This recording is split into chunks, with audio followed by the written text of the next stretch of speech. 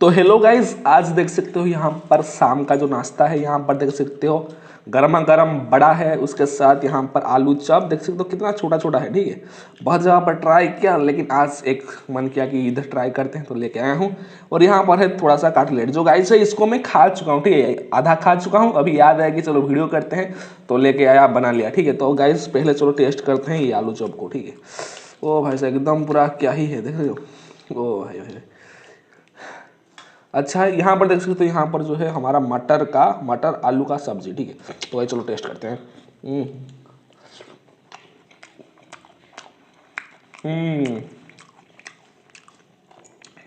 एक कटलेट देख सकते हो यहाँ पर। ओ भाई साहब, चलो भाई इसको भी लेते हैं हम। ये नहीं बड़ा डुबाएंगे और एकदम इज्जत से।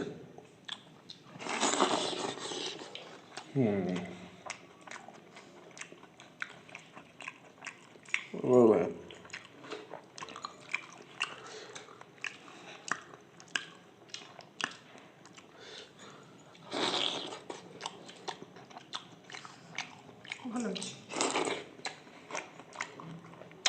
एकदम अच्छा है गाइज, बढ़िया लग रहा है, एकदम मस्त है।